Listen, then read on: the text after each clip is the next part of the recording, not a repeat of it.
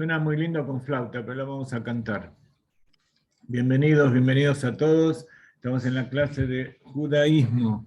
Hoy vamos a hablar acerca de las brujerías y de otras cosas prohibidas, las premoniciones, las adivinaciones.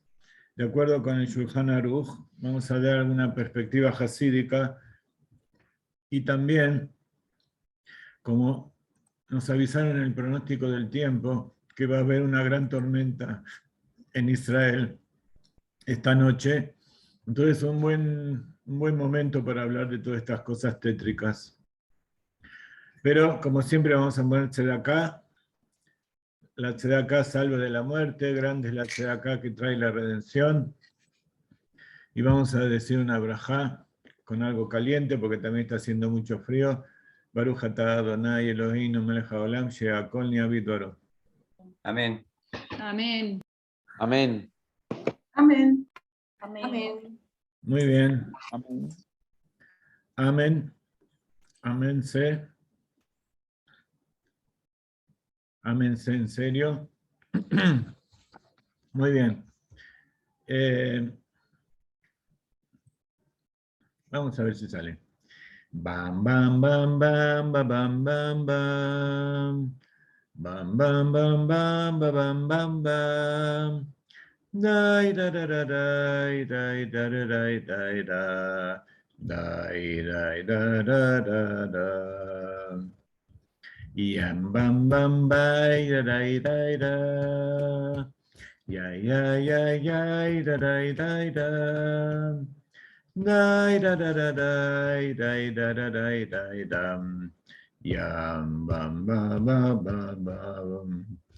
Da da dai, da da dai, da da dai, da da da dai, da da dai, da da dai, da da dai, dai, da da dai, dai, dai, dai, dai, dai, dai, dai, dai, dai, dai, da, da, dai, dai. Esta parte me salió mal.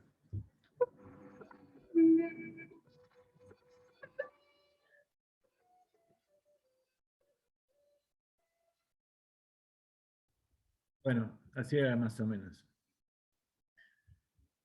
Ok. Hemos perdido una vez más, así que vamos a dedicarnos a lo que sabemos. En el Shulchan Aruch,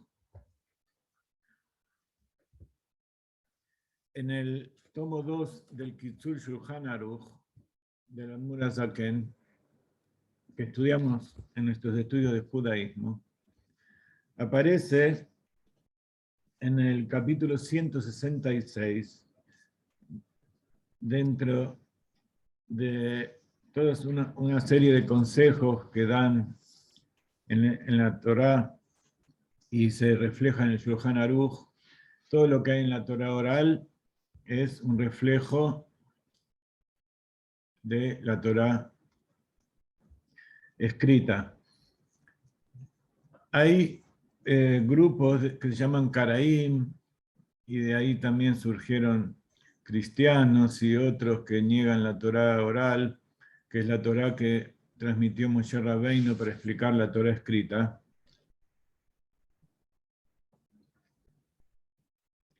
Que le llaman, en general se llaman Karaim, porque dicen lo que está escrito en la Torá escrita, nosotros creemos, en la Torá oral no creemos. Eso es algo de los hombres. Y bueno, y a partir de eso, al negar a los rabinos, al negar que Moshe Rabbeinu recibió la Torá en el monte Sinaí y que recibió las explicaciones cuando subió y durante los 40 años del desierto, y toda esa tradición oral se fue transmitiendo durante todas las generaciones para saber cómo cumplimos la Torá. Entonces de ahí surgen todo tipo de derivaciones. El cristianismo no solamente niega la Torá oral, sino que también la Torá escrita. Pero bueno, todo eso es cuando se elimina una letra de la Torá y cuando se niega la enseñanza de los sabios, la tradición que recibimos de Moshe para entender lo que se llama el Talmud, la Mishnah y de ahí sale el Shulchan Aruch. Uno de los cuestionamientos es que de dónde está escrito, dónde están escritas todas estas leyes y las derivaciones de las leyes que están escritas en el Shulchan Aruch. Y por supuesto, hay formas muy sencillas para rebatir ese tipo de acusaciones, ese tipo de argumentos que niegan la Torá oral. Y el tema es que Dios entregó la Torá oral, pero es un código. Y para entender ese código, hace falta saber la clave del código. El código de la Torá tiene 13 claves, que se llaman las 13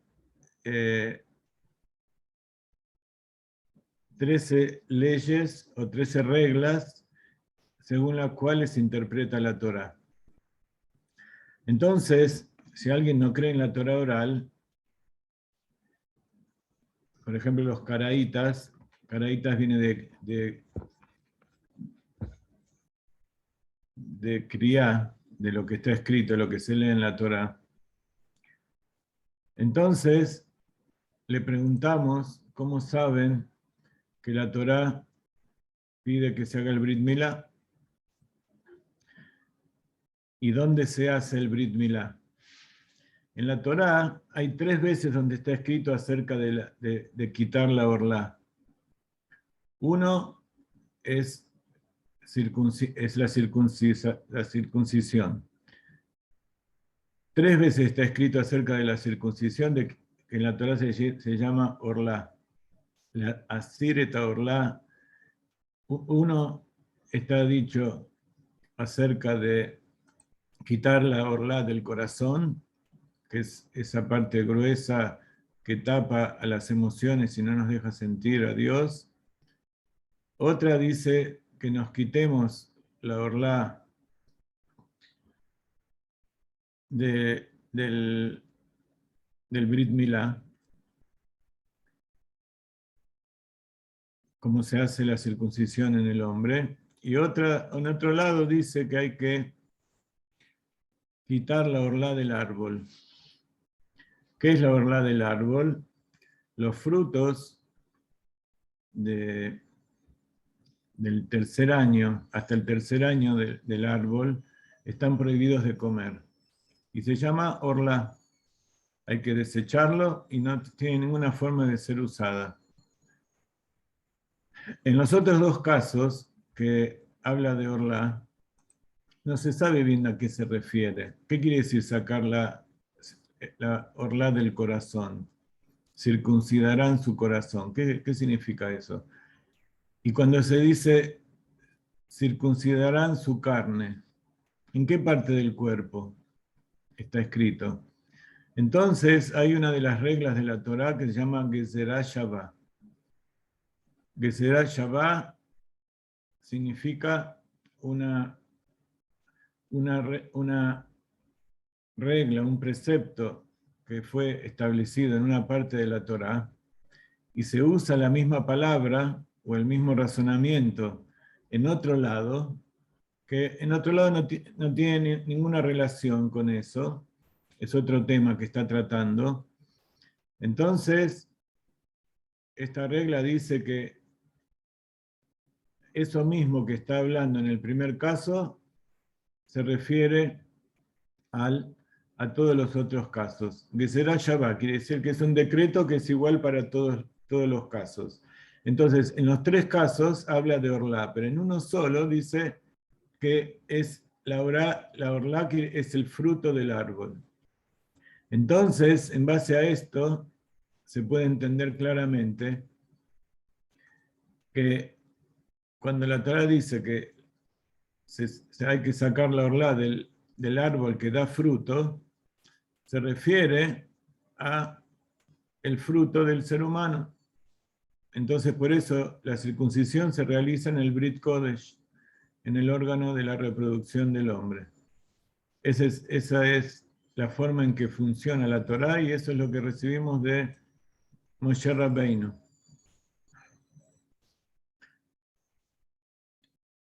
Entonces, cuando se le dice a alguien que no cree en la Torá oral, ¿cómo sabes?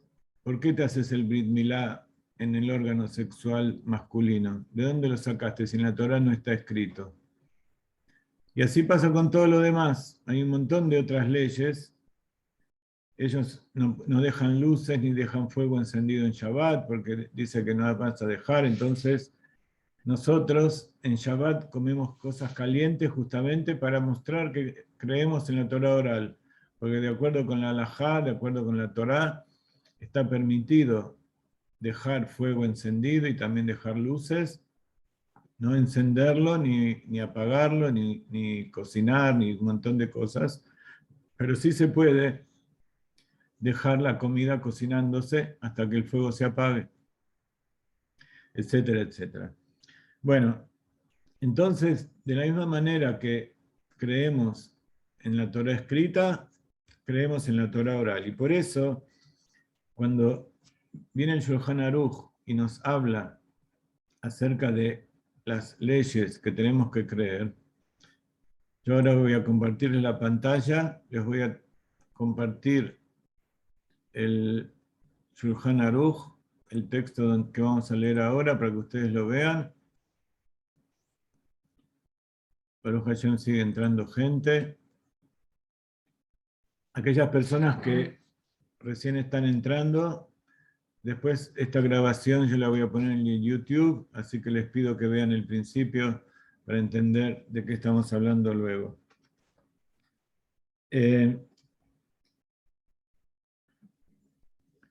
A ver, vamos a compartir la pantalla del texto de Word. Aquí está. ¿Están viendo todos el texto que dice capítulo 166? Sí, Rab. Con un gesto del... No abran los micrófonos. Con un gesto del... O me escriben en el chat. Voy a aprender a empezar a ver el chat y a ver las caras. Con un gesto en la cámara, yo ya sé que me contestan que sí o que no. Entonces, en este capítulo 166 habla de la adivinación, la premonición y la brujería, y comienza, como decíamos recién, citando el verso donde está escrito en el libro de Levítico: no practiquen la adivinación ni la premonición. Pero, como de costumbre en la Torá, no está escrito qué significa eso que no tenemos que creer. Entonces, traemos la Torá en el libro de Levítico, que es el libro de Vaikra. Un segundito.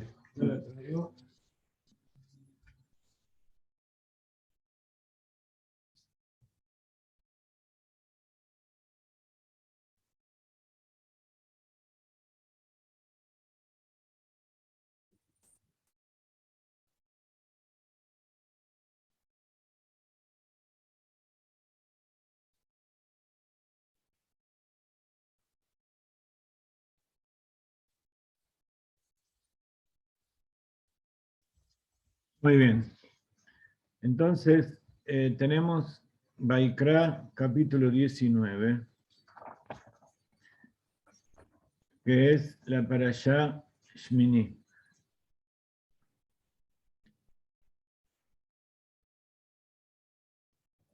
Perdón, no, capítulo 19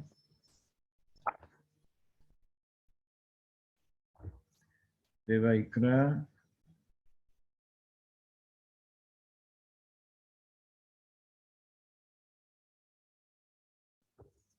Parashat Kedoshim. Kedoshim significa sagrado. Entonces, cuando la Torá habla en esta perashá de Kedoshim,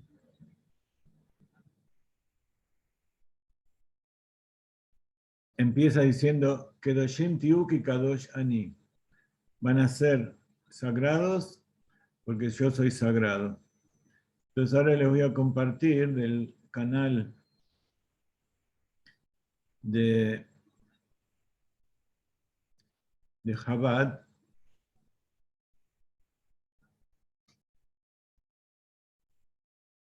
Están viendo ahora la lectura de la Torah de Kedoshim, 19:26. Está en la segunda aliyá de la Parashat Kedoshim, perdón, tercera.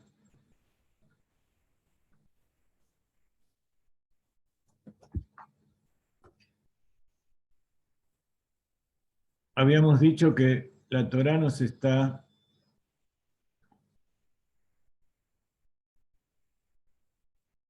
advirtiendo, no practiquen la adivinación y la premonición. Entonces, el Shulchan Aruch dice, ¿qué se entiende por adivinación? Que en hebreo se dice menajesh. Como ustedes ven, menajesh viene de la palabra nahash.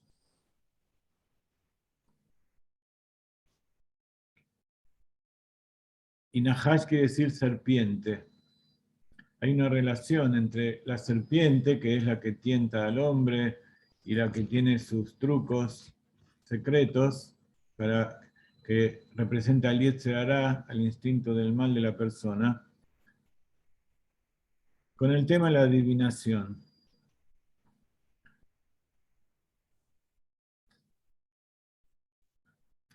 En la Perashá Kedoshim dice así, capítulo 26, no coman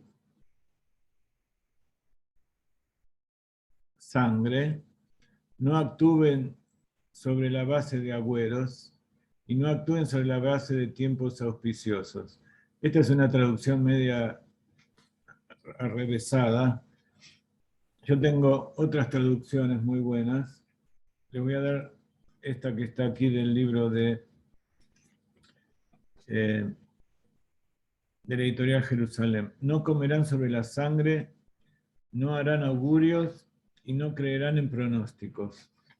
Entonces dice Rashi, vamos a poner a Rashi aquí.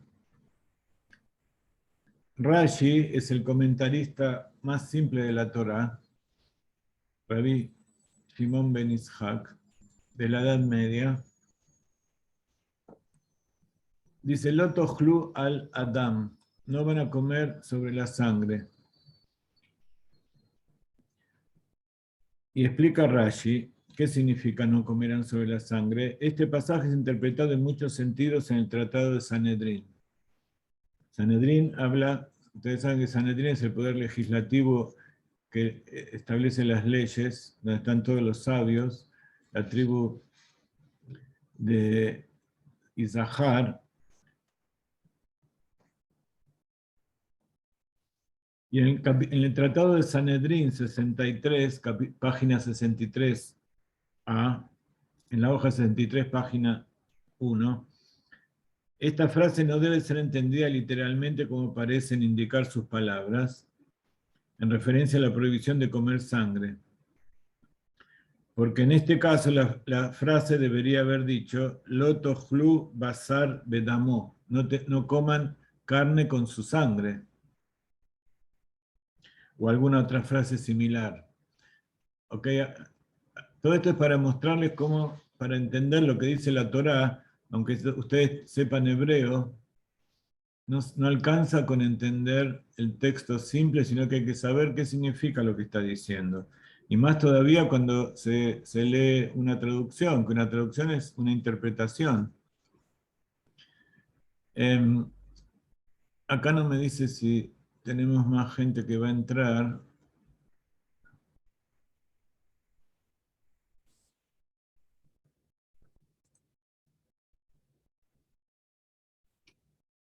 Un segundito, a ver si hay más gente que quiere entrar.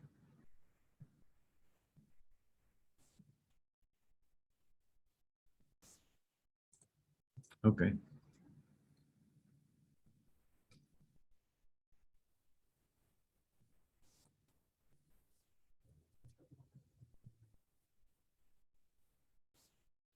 Acá me está diciendo que hay 5 personas esperando.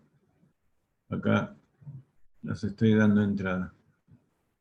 Muy bien, siguen viendo el texto entonces de Levítico, donde lo que está escrito literalmente no es exactamente lo que significa y lo que quiere decir la Torá. La inusual sintaxis de la frase al-Adam, que literalmente significa sobre la sangre, obliga a entenderla de otros modos.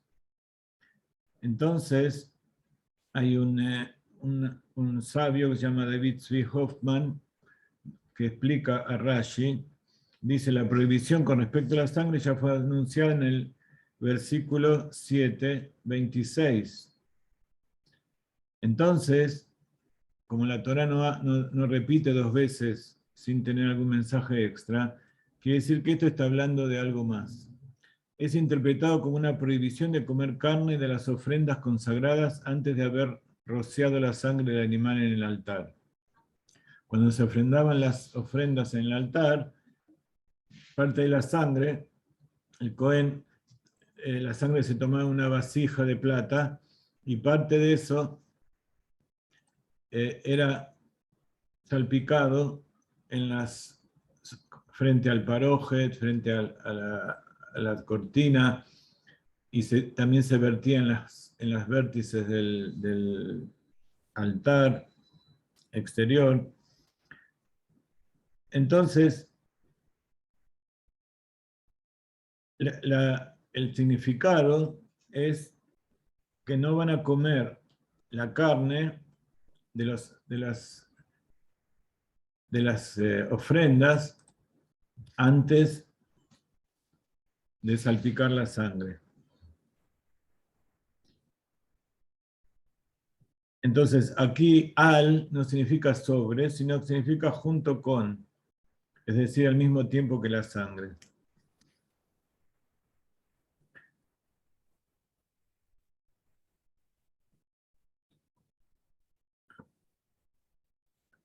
Después dice,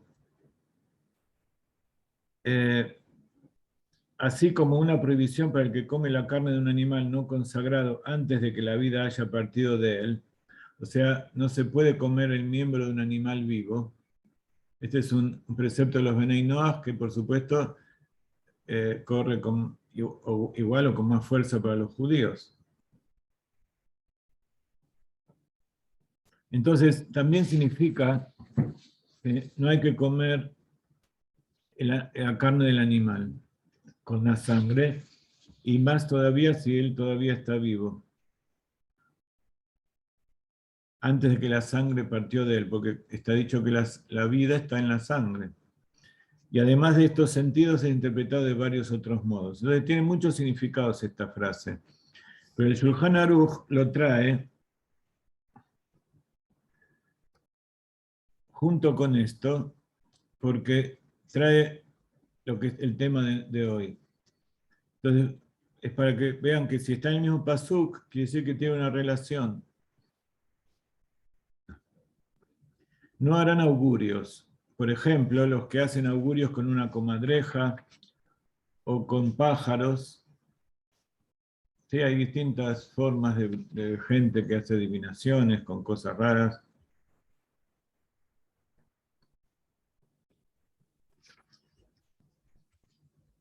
Y también que considera un presagio nefasto sucesos tales como se le cayó el pan de la boca o un venado cruzó el camino. Todos esos que nosotros tomamos con supersticiones son adivinaciones prohibidas por la Torá. Y después dice, no creerán en pronósticos. Acá no está traducido el Rashi, pero dice Lashon Onot Shaot.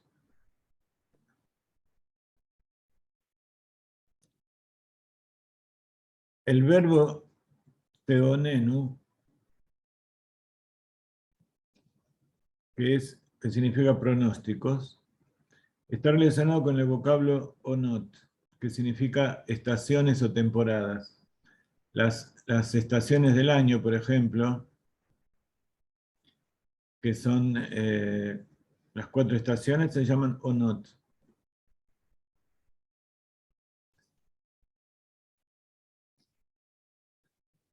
Entonces acá hay una relación entre lo que es el pronóstico, no estamos hablando del pronóstico del tiempo de forma científica, que a través de la estadística y del estudio de lo que va a pasar, de lo que pasó, se pronostica para tener una idea de lo que va a venir, sino que estamos hablando de pronósticos a través de cosas imaginarias, a través de supersticiones y asociaciones que no tienen que ver con la lógica. Y también tiene que ver con las horas. Este mandamiento negativo prohíbe que alguien diga: tal día es propicio para comenzar el trabajo, tal hora es nefasta para salir. ¿Vieron todos los pronósticos, todos los horóscopos que hay en los diarios y que lamentablemente hay mucha gente que se ocupa de ellos y muchos creen? Todo eso no es simplemente algo inocuo y sin sentido, sino que está prohibido. ¿Ok?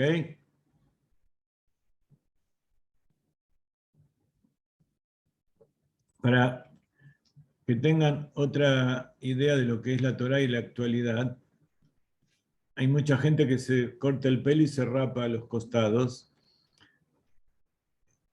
Por supuesto, todo esto es para los judíos.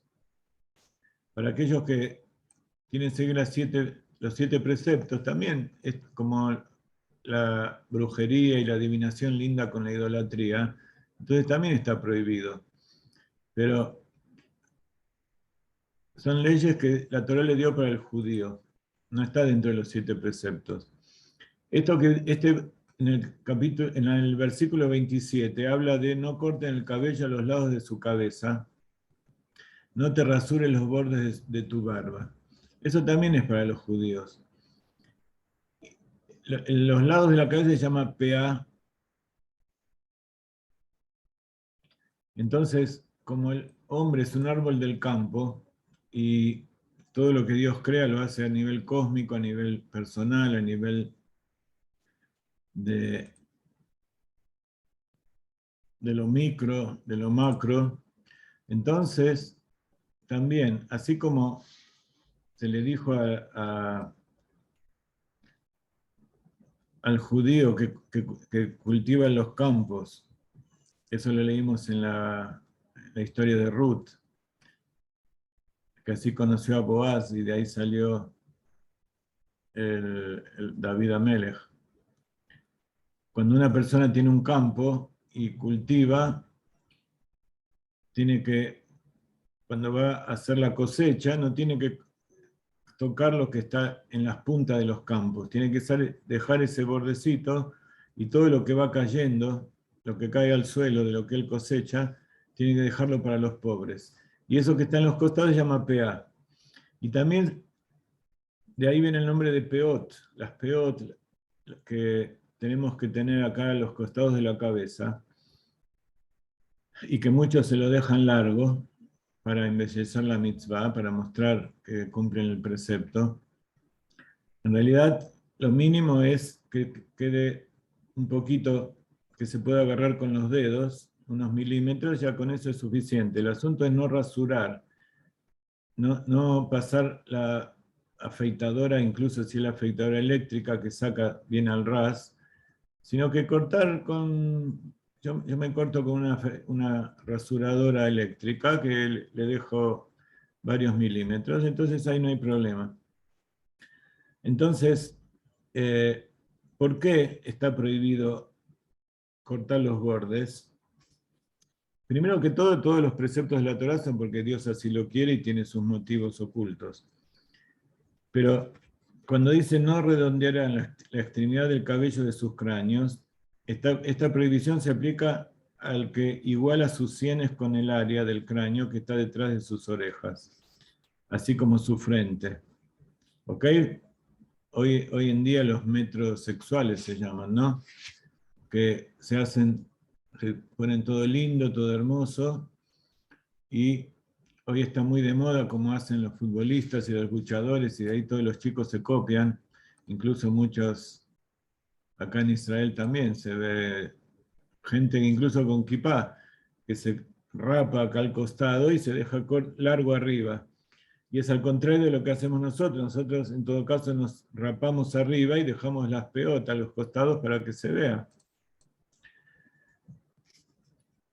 ¿Por qué pasa esto? Dice, esta prohibición se aplica al que iguala sus sienes con el área del cráneo que está detrás de sus orejas, así como su frente, de modo tal que la circunferencia de su cráneo quede redondeada periféricamente. ¿Vieron todos los que se ocupan de la seguridad y en el ejército, hoy se rapan todo? Esa es una necesidad práctica. No lo hacen por moda, pero hoy ya se convirtió en una moda también con ellos. La cabeza está compuesta de dos partes. Por un lado el rostro y la barba, y por el otro lado el cráneo mismo. Esa diferenciación se produce acá donde se junta el maxilar inferior con el cráneo. Acá hay una protuberancia, que es donde está la junta del maxilar con el cráneo, y si lo movemos podemos ver bien. Entonces, ahí es donde, a partir de ahí arriba, es donde no se puede cortar. Aquellos que no nos cortamos la barba, a partir de ahí para abajo no tocamos nada, se llama la barba. Los bigotes sí. Pero todo lo que es la barba, de ahí para abajo no se toca. Y de ahí arriba se puede cortar todo, pero por eso hay que dejar el área que está alrededor de las orejas, y lo demás se puede cortar al ras, siempre que no sea con cuchillo. Hay otro precepto que nos ordena no pasar el cuchillo por el cuerpo. ¿Ok? Entonces, igualar todo no se puede, y menos todavía dejar largo arriba y corto abajo. ¿Por qué? Pues en el área, dice, la cabeza está compuesta de dos partes, por un lado el rostro y la barba, y por el otro el cráneo mismo. Estas dos partes se unen en las sienes, ambos lados de la cabeza. El punto de unión es lo que aquí la Torá llama Peat Roshehem, la peá de sus cabezas. Frase que también podría ser entendido como la esquina de la cabeza. ¿Ok? Porque tiene esa forma de esquina. La prohibición se aplica a cortar el cabello de cualquiera de las sienes de tal modo que la cabeza quede sin cabello desde el área detrás de la oreja hasta la frente. ¿Ok? Toda esta zona aquí. Algunos lo hacen más alto, otros más bajo, pero el asunto es todos estos centímetros que están por arriba. Sin embargo, el comentario de Mizrahi opina que la prohibición se aplica a cortar el cabello de las sienes de tal modo que su cabeza quede sin cabello desde el área detrás de la oreja hasta el área detrás de la otra, pasando por la frente. O sea, hay uno que dice que también arriba, pero no es lo que se acostumbra ahora. ¿Por qué pasa eso? La Torá, por supuesto, lo dice como una orden sin ningún motivo, pero también hay un motivo, y es que los pueblos de aquella época, una de las formas de adorar a sus ídolos era a través de cortarse el pelo justamente acá, al estilo sioux, que se dejan un poquito arriba y se cortan a todos los costados. Entonces, una de las características del judío es no seguir las costumbres de los pueblos del mundo en cuanto a lo que se refiere a la Torá. Y hay muchas costumbres que no son contrarias exactamente o la Torá los prohíbe, pero cuando uno copia las costumbres que son permitidas, también las costumbres no permitidas después se pueden llegar a copiar. Entonces, por eso, muchas de las cosas que nosotros hacemos no son para a veces cumplir preceptos de la Torá, sino que son costumbres que nos llevan a no dejar de hacer preceptos de la Torá o no copiar costumbres que nos lleven a perder nuestras tradiciones. Después dice, no hay que hacer tajos en la piel por los muertos, no se hagan ninguna marca de tatuaje sobre la piel, Ani Abaya. Cuando dice Ani Abaya, yo soy Dios, quiere decir que esto no hay que hacerlo porque hay algún motivo, sino que es algo que implica una necesidad, un deseo muy profundo de Dios.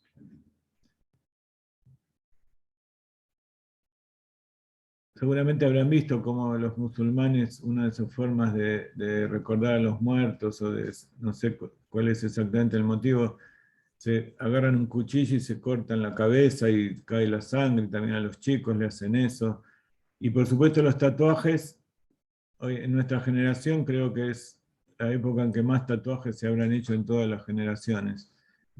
No creo que haya tantos. Y bueno, todo eso está prohibido. Se llama Kakua. ¿Por qué? Porque también esos tatuajes eran una forma de idolatría.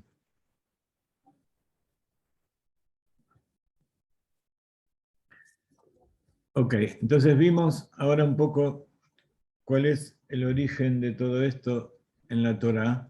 Vamos a ver un poco las leyes prácticas que nos trae el Shulchan Aruch.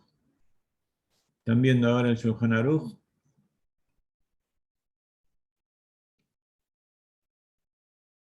Muy bien.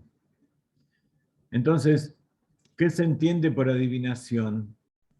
Es aquel que dice, dado que me pasó una de estas cosas, se me cayó el pan de la boca, el bastón cayó de mi mano, mi hijo me llamó por detrás, un cuervo me graznó, un ciervo se me interpuso en el camino, una serpiente pasó por mi derecha, nosotros decimos cuando se cruza un gato negro, pero cada uno tiene sus cábalas, como dicen, que en realidad no son cábalas, son supersticiones hechas y derechas.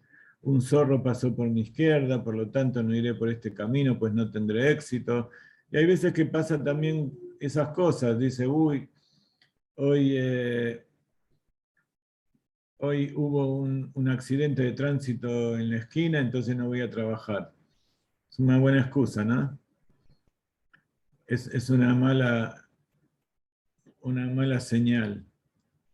O hoy vi que un cuervo andaba por el cielo. Todo ese tipo de cosas no tienen ninguna relación con lo que uno tiene que hacer. Porque una cosa es ver nubes negras que anuncian granizo y que van a caer sobre el auto, entonces sí, agarrar el auto y ponerlo a resguardo para que no se rompa. Pero otra cosa es que uno usa supersticiones para tomar sus propias determinaciones. Aquel que está aferrado a Dios no necesita este tipo de cosas y al contrario, lo perjudican. También se incluyen aquellos que al escuchar el canto de un pájaro pretenden predecir el futuro y dicen pasará tal cosa y no tal otra, es bueno hacer tal cosa y no tal otra. También se incluye aquel a quien se le pide dinero para saldar una deuda y dice, por favor, déjame ahora, recién es de mañana, y no comenzaré el día con algo negativo, como lo es un pago. Un pago es algo muy positivo. Sacarse una deuda de encima y ayudar al otro dándole el dinero y no tener deudas es algo muy positivo. Ahora es la culminación del Shabbat y recién comienza la semana laboral y es Rosh Chodesh y comienza un nuevo mes hebreo y sería un mal augurio iniciarlo con gastos. Todo eso es mentira. También se incluye a aquellos que dicen debemos degollar a aquel gallo porque cacareó de noche o esa gallina porque cacareó como un gallo. Si es un animal que lo querés comer, comételo. Y si te molesta y no te deja dormir, sacalo, comelo. Pero eso no significa que tomarlo como una señal y que matarlo le va a dejar de traer malos augurios. Del mismo modo, todas las actitudes similares a estas están prohibidas. Quien lo hace viola un precepto negativo. Precepto negativo es mitzvah lota hace, un precepto de no hacer algo. Algunos legisladores opinan que si la persona no dice explícitamente el motivo de por qué ordena el degüello de la gallina o el gallo, sino que dijo llanamente degüellen esa gallina o ese gallo, está permitido hacerlo y esta es la costumbre prevaleciente. Punto 2. Aunque no se practica la adivinación con una casa, un niño o una esposa, sí pueden considerarse augurios. Por ejemplo, si quien construyó una casa tuvo un hijo o se casó, tuvo luego éxito o no, en 3 ocasiones, puede considerarlo una señal para el futuro y decir, esta casa me trae suerte. Entonces, está prohibido decir eso. También está permitido, también está permitido preguntar a un niño qué versículo de la Torá estudió y fiarse de ello para actuar en consonancia, pues se considera un tanto como profecía. Muchas veces hay historias en la Torá que hablan acerca de un sabio que quería una respuesta de Hashem y le preguntó a un chico, porque un chico es inocente y no tiene ninguna intención extra, entonces lo que él dice es como algo que viene por providencia divina de Dios.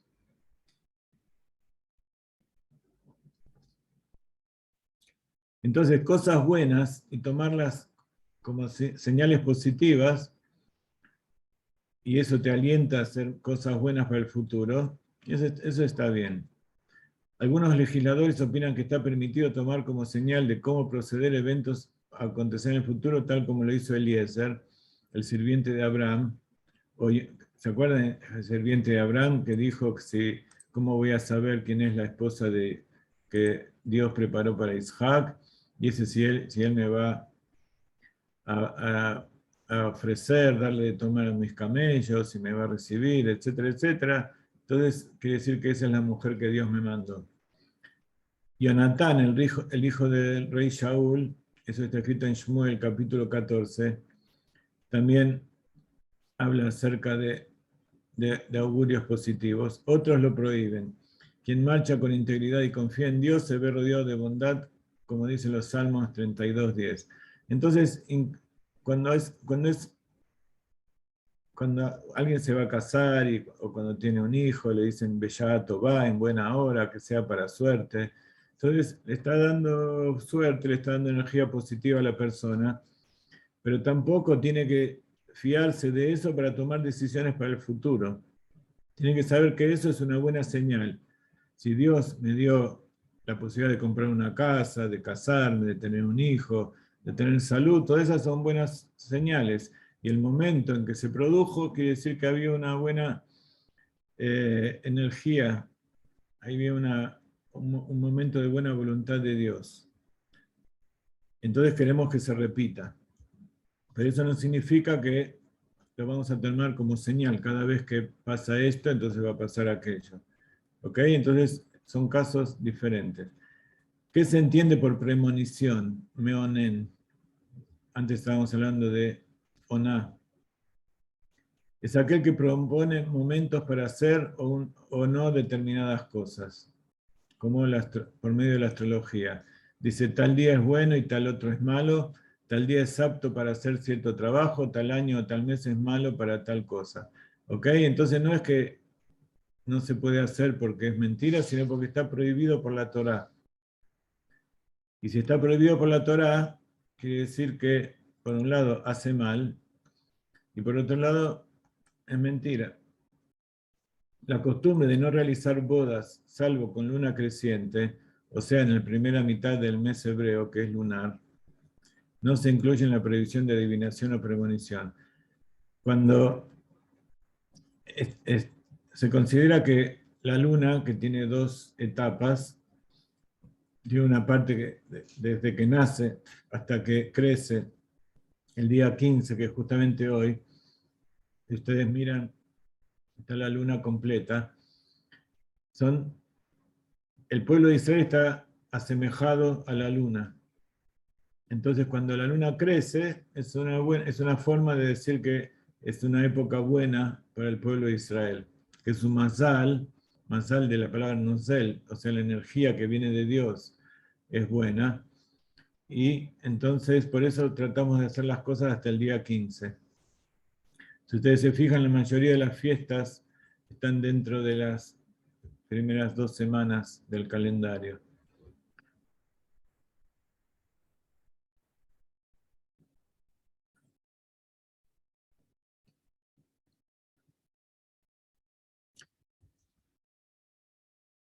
La próxima fecha que nosotros tenemos en el calendario es Tu Bishvat. El mes que viene es el 15 de Shvat, el año nuevo de los árboles, y hay una discusión entre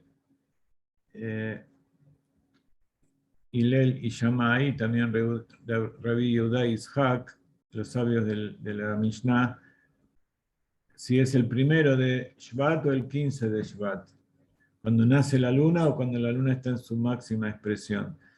Entonces, como vemos, la discusión es si es siempre dentro de la primera mitad del mes, cuando la luna está creciendo. Cuando la luna decrece, también se considera como algo que decrece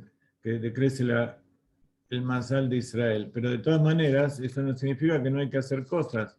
Incluso el exilio está considerado como la época en que nosotros, el Mazal nuestro está bajo. Pero la festividad más querida del Baal Shem Tov, que es la festividad más alegre, la de las luces, es Hanukkah.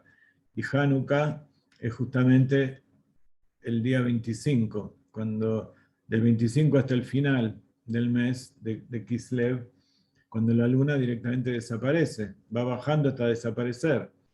Pero también abarca los primeros días de Tibet, quiere decir que el decrecimiento de la luna refleja lo que es un descenso en aras de un ascenso.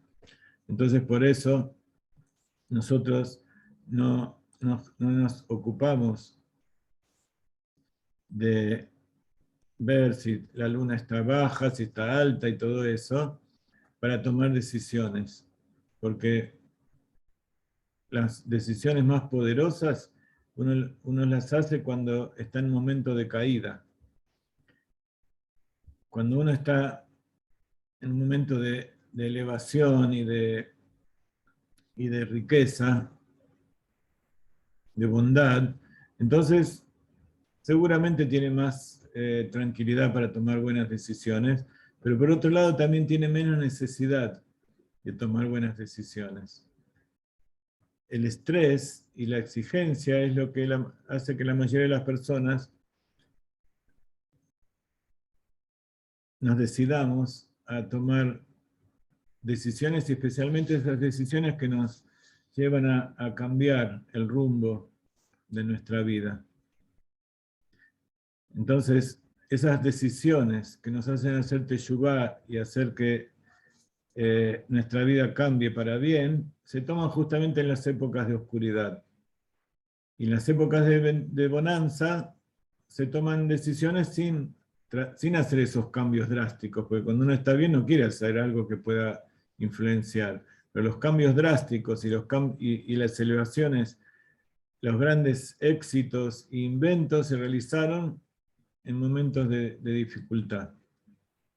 Entonces, a pesar de que esto es así, no tenemos que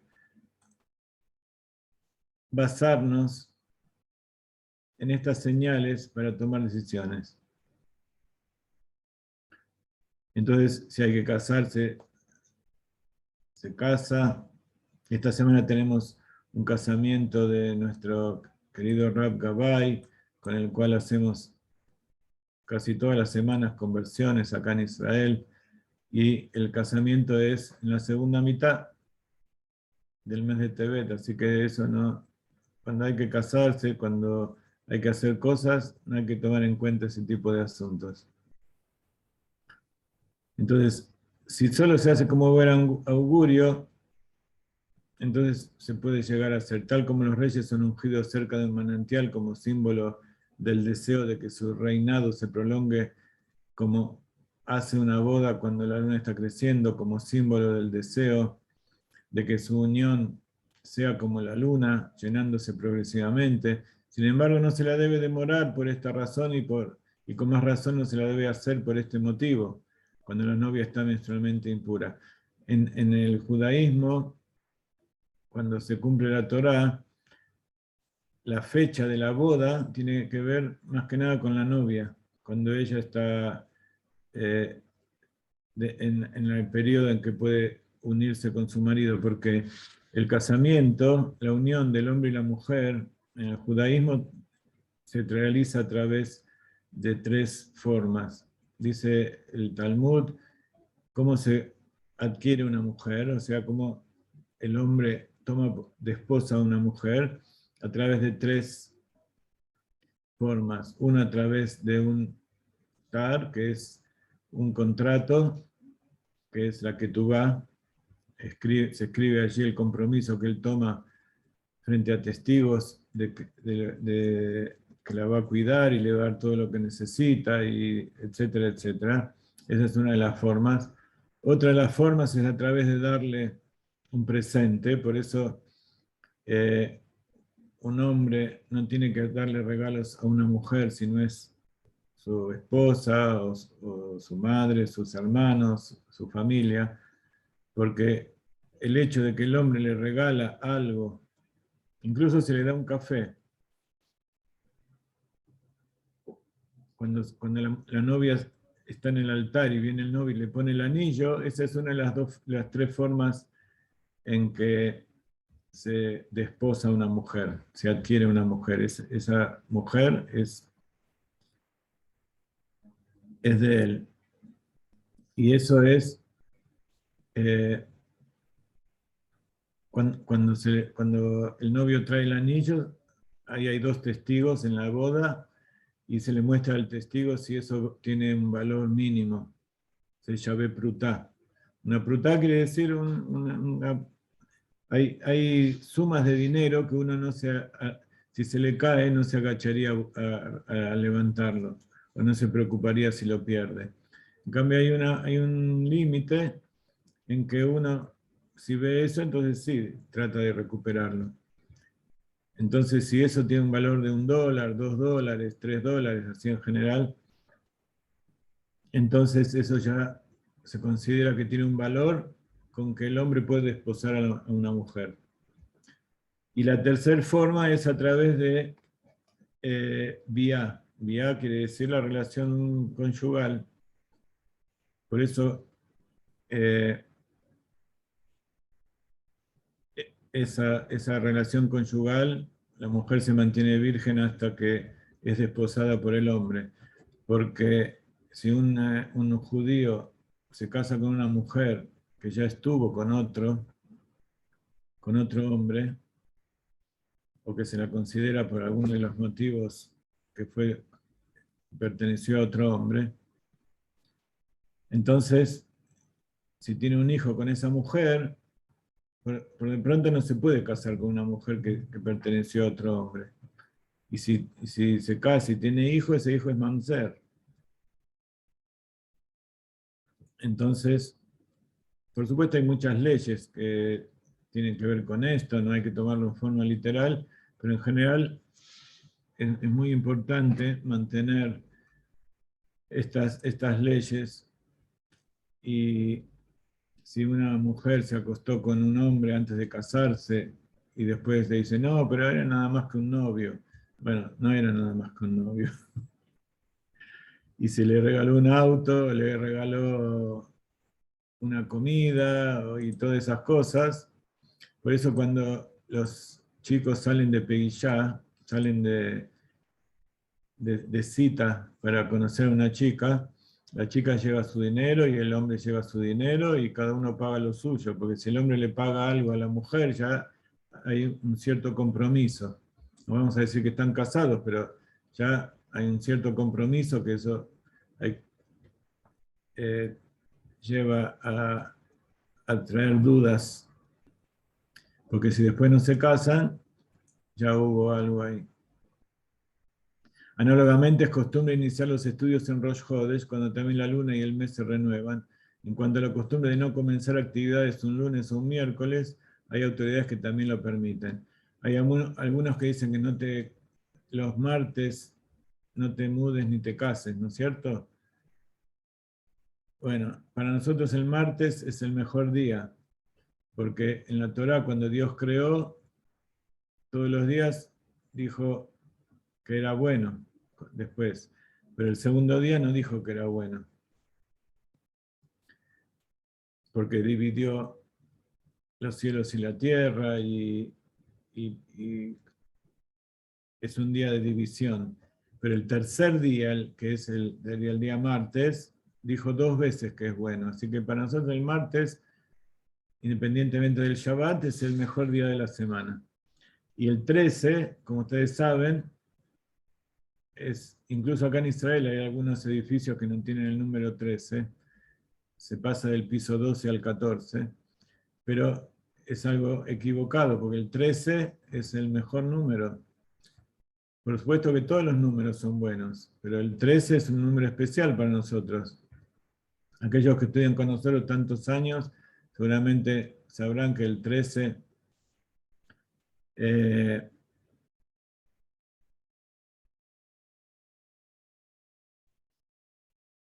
acá alguien me pregunta, que no sé cómo se llama porque dice usuario de Zoom, estamos hablando de la Jatuná de jóvenes, ¿no?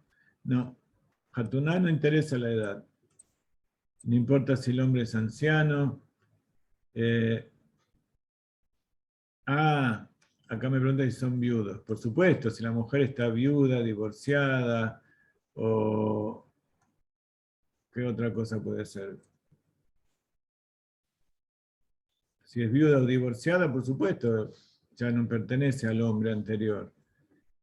En primer caso, porque cuando murió el marido ya no hay hombre. Y segundo, cuando se divorció, porque el hombre quiere decir que le dio un papel con el mismo valor que la ketubá, diciendo que ya no es más su esposa. Lo que llama el get. ¿Qué es lo que estaba diciendo?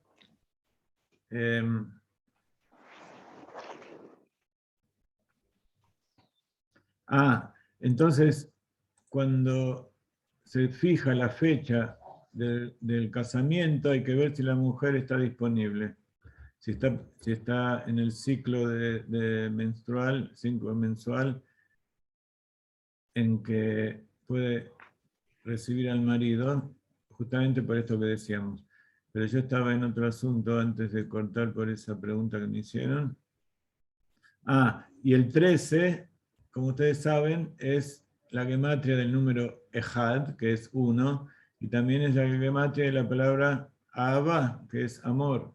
Y también son los 13 principios de misericordia de Dios, que Moshe esgrimió para que el pueblo sea perdonado del pecado del becerro de oro, etcétera, etcétera.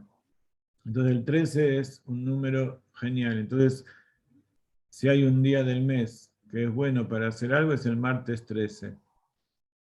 No. Muy bien.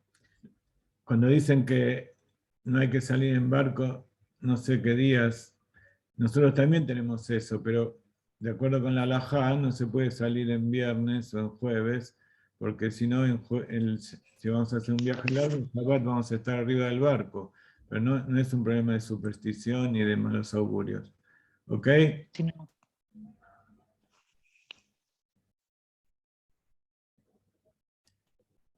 Joseph Kebesh me dice, ¿qué pasa con estas mujeres que tienen muchos novios y se van a casar que se deben considerar ahora?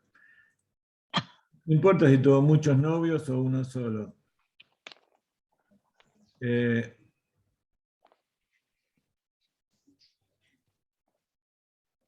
asunto es que no pertenezca a un hombre. Y por supuesto estamos hablando de las mujeres judías. Con las mujeres no judías eso no funciona. ¿Qué pasa cuando una mujer o un hombre se convierten? Cuando se convierte, todos los compromisos anteriores, tanto del hombre con otra mujer y de una mujer con el hombre, de acuerdo con la Torá, no tienen ningún valor.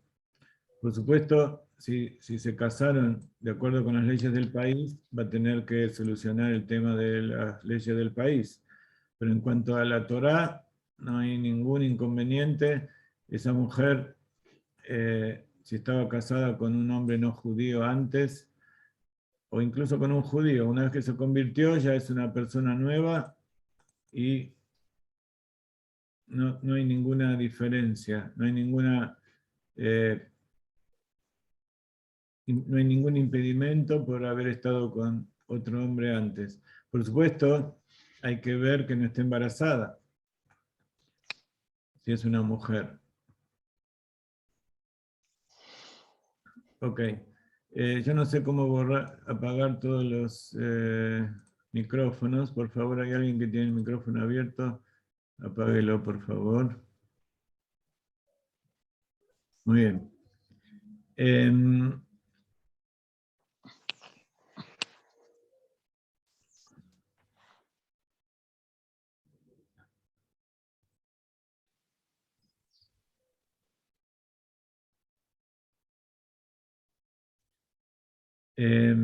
Vamos a ver, ya pasamos una hora de clase. Yo quería leer todos estos puntos, por lo menos terminar esto. La semana que viene vamos a ver la idolatría. Dijeron nuestros sabios, Sanedrín 65b además, que es un meonen, aquel que sujeta los ojos, o sea, alguien que figurativamente sujeta los ojos de los demás y los cierra engañándolos.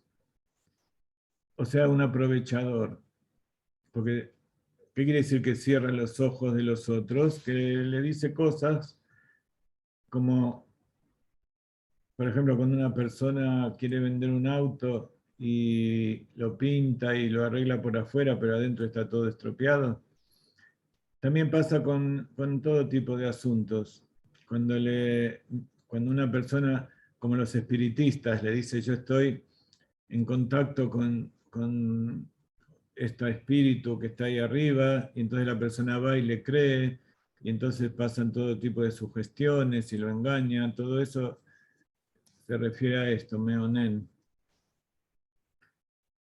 Que sujeta quiere decir que lo engaña, le falsea la realidad,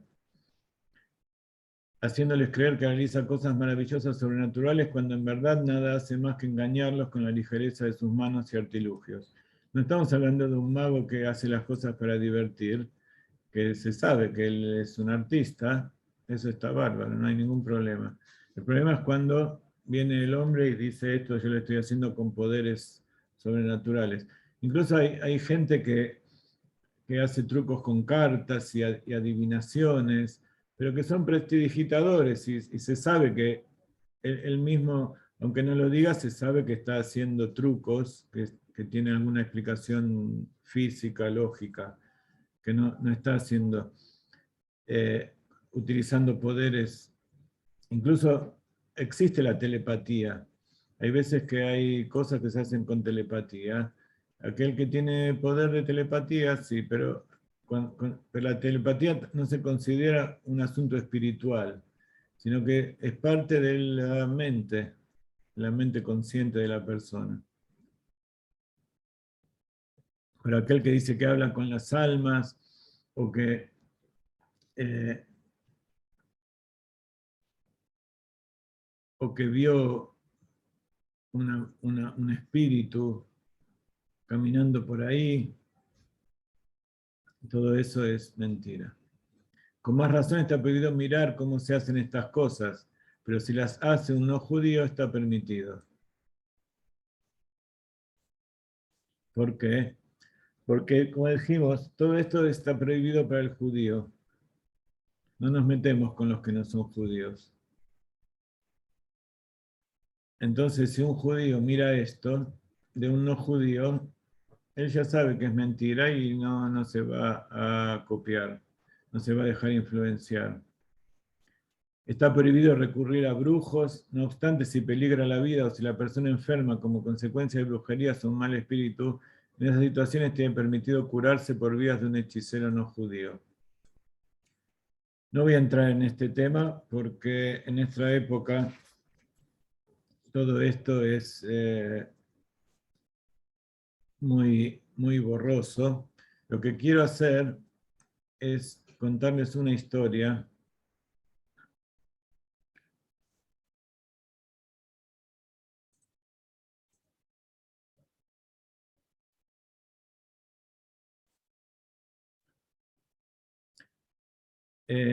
quiero contarles una historia que publicamos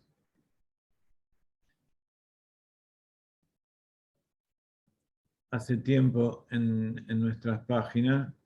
Hay un libro que se llama Experiencias Místicas, o que todavía estamos por publicar, otro de nuestros proyectos, o experiencias sobrenaturales, que existen.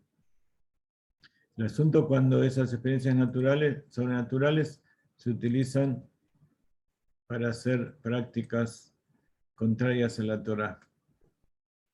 Cuando uno habla de Dios y hablar con Dios y hacer tefilá, está hablando de una experiencia sobrenatural. Está hablando con Dios, está hablando con el alma. Todo eso está por encima de la naturaleza. Entonces, dice, así como una persona está compuesta de un cuerpo físico, imbuida de un alma espiritual, también el mundo físico en el que vivimos está impregnado de niveles espirituales que no suelen ser perceptibles para nosotros. A veces, cuando nos conectamos con estos niveles espirituales superiores, la experiencia puede dar miedo, y algo similar a la experiencia de hacerse a la mar o de penetrar en un territorio desconocido.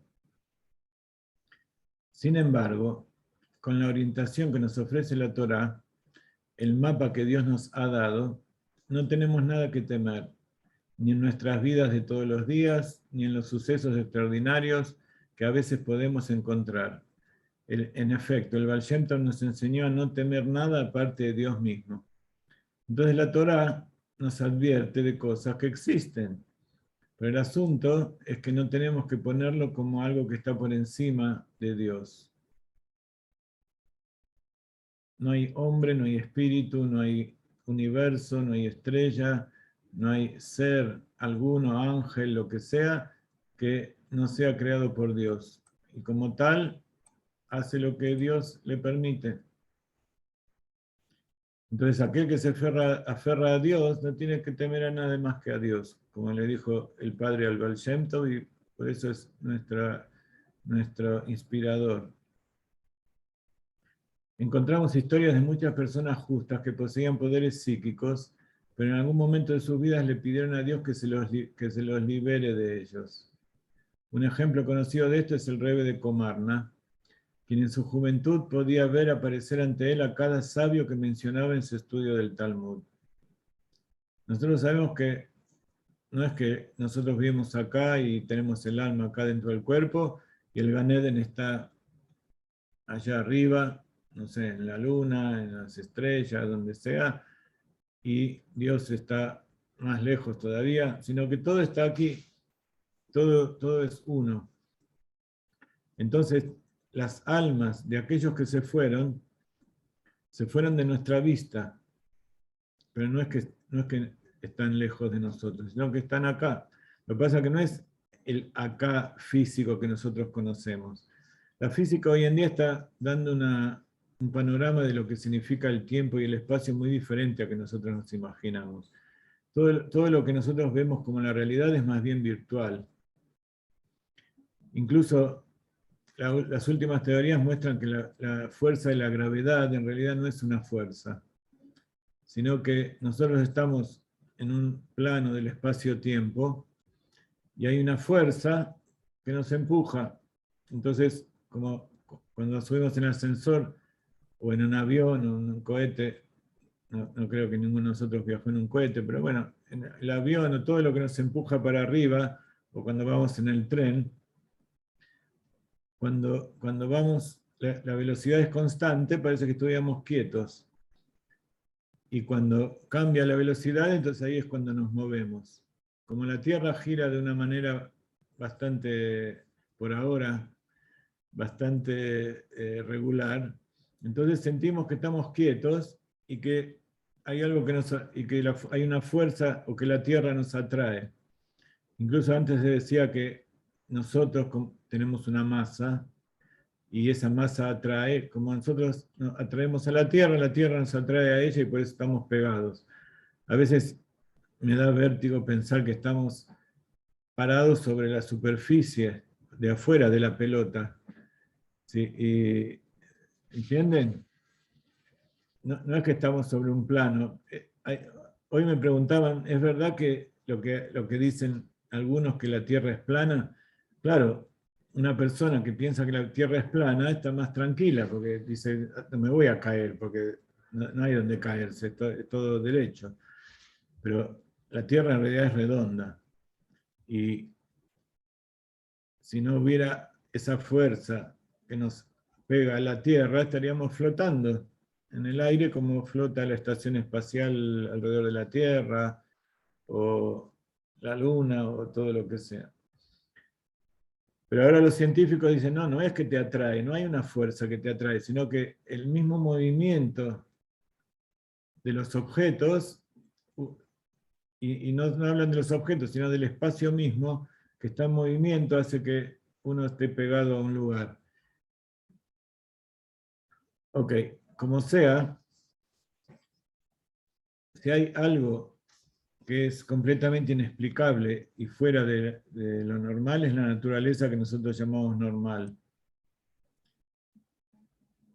Un poco como Matrix, que es toda una realidad virtual. Matrix no es un invento nuevo, sino que es algo que está insinuado y explicado por los profetas y por todos los sabios, que en realidad nosotros no tenemos lo que nosotros vemos y nuestras decisiones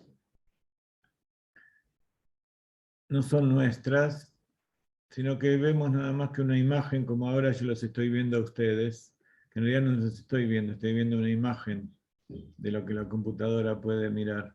En este momento yo la veo a Fernanda, porque tengo la pantalla reducida y veo solo una imagen, pero en realidad no la estoy viendo a Fernanda, estoy viendo por de pronto a la Fernanda que fue hace unos segundos hasta que llegó acá. Y por otro lado es nuevamente la luz que ella proyectó en la computadora, después pasó por los cables y fue al espacio por las ondas del internet y después llegó a mi computadora. O sea, lo que yo veo es un Ishtalshelut de muchas Fernandas en distintos lugares. Y así es la realidad que nosotros vemos, porque todo es parte del pensamiento de Dios. Entonces, cuando uno se aferra a eso, de que hay alguien que está haciendo que todo esto sea, ¿me escuchan? Cuando uno se aferra a ese que hace que todo sea, entonces todo lo que está en el intermedio no lo afecta. Es algo, pero somos seres humanos. De todas maneras, todo el tiempo tenemos que luchar contra esta percepción equivocada nuestra de la realidad, y por eso hay que estudiar Torah todos los días y cumplir los preceptos y unirse con gente que siga los preceptos para no ser engañado.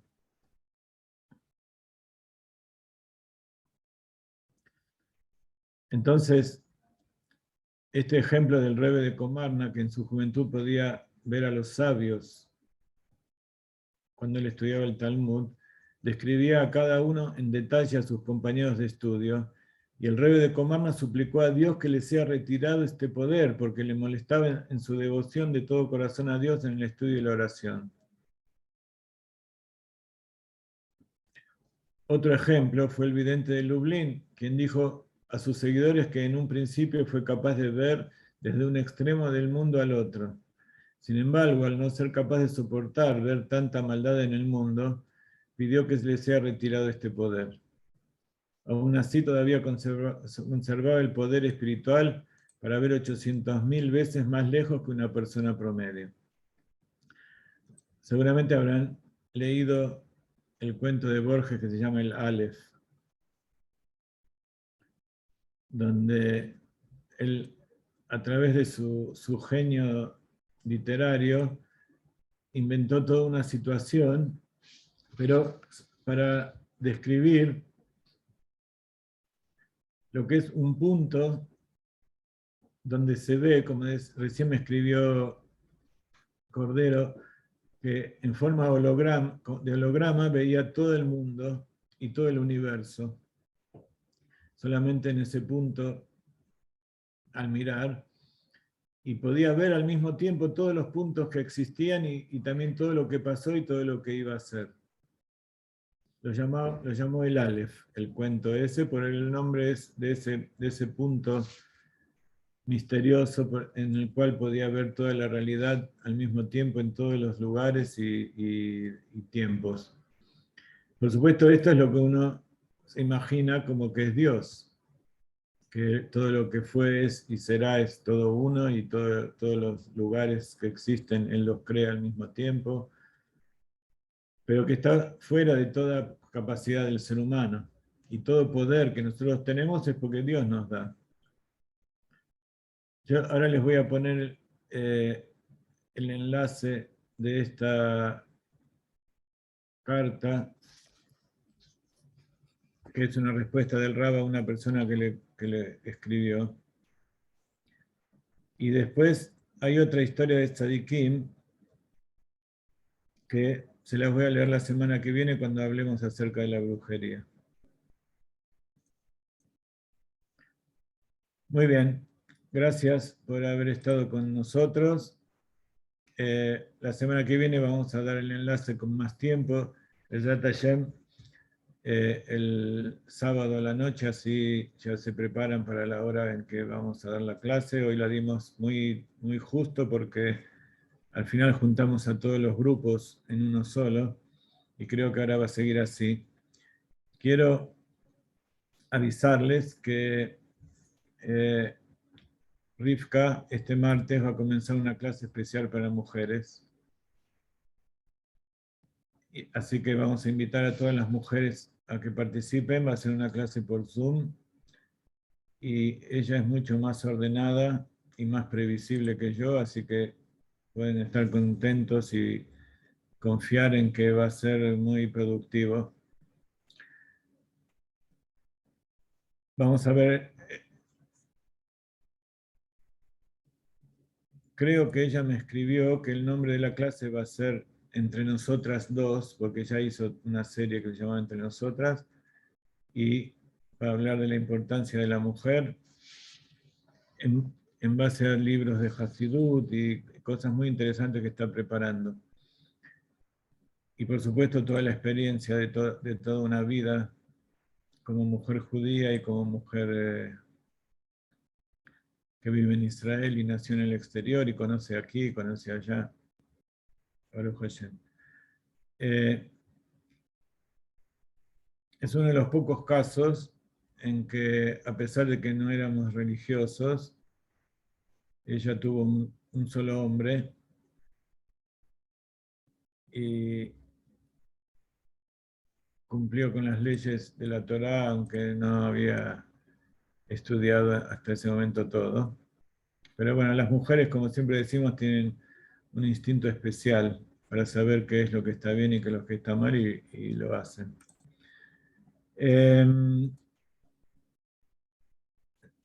Bezrat Hashem, gracias por estar y seguimos en contacto. Ese curso va a tener un costo y ese costo va a estar compensado porque también va a dar acceso a otros cursos que vamos a dar a continuación, que vamos a promulgar esta semana. Que tengan una hermosa semana, Bezrat Hashem, Parashat Vayechi, Parashat Shemot, es el principio del Éxodo y vamos a estudiar mucho acerca de esto porque hay cosas muy interesantes. Shavua Tov.